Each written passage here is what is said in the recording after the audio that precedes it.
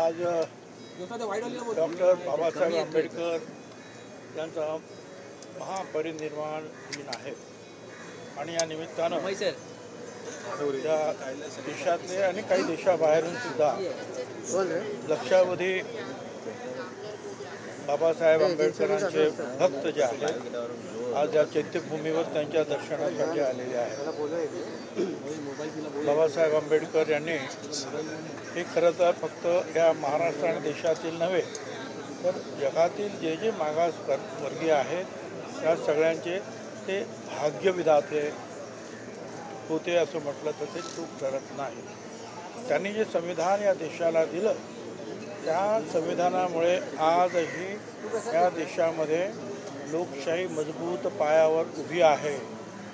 त्याचबरोबर त्या संविधानामुळेच आजूबाजूचे बाकीचे देश तिथली लोकशाही अनेक वेळा संपली आणि तिथे हुकुमशाही आली, परंतु या अनेक राज्याने अनेक प्रांत अनेक भाषा अनेक धर्म अनेक जाती याने निर्माण झालेल्या या खंडप्राय देशाचं अखंडत्व जे आहे हे बाबासाहेब आंबेडकरांच्या संविधानामुळे टिकून राहिलेलं आहे, हे आपल्याला विसरता येणार नाही।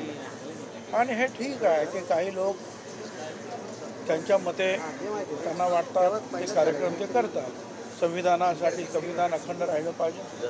संविधान आजही अखंड आहे, अनटच्ड आहे।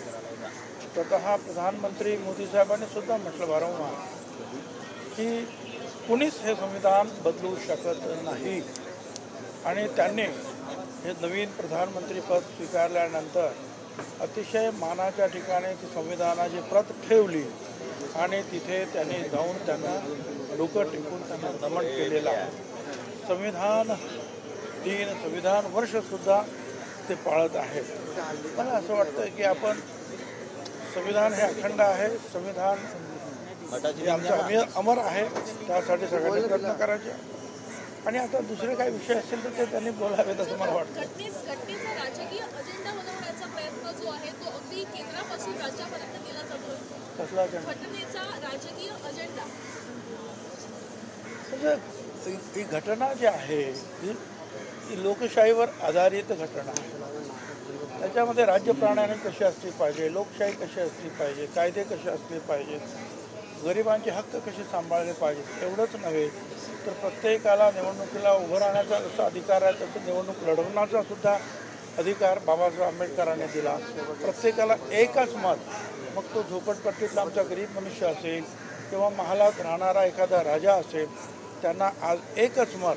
सगळ्यांना या घटनेनं देशाचे मालक केलेलं आहे। आणि ही घटना जी आहे मी तुम्हाला सांगतो, आजही जे जे नवीन देश निर्माण होतात बाबासाहेब आंबेडकर यांच्या या घटनेचा ते अभ्यास करून त्यावर त्यांची घटना त्या देशाची ते तयार करतात। त्यामुळे ही जी घटना जी आहे ही अतिशय अप्रतिम आहे। बाबासाहेब आंबेडकरांनी सर्व मानवजातीसाठी जे आहे ही घटना दिली आहे असं म्हटलं तर ते चुकीचं ठरणार नाही। धन्यवाद।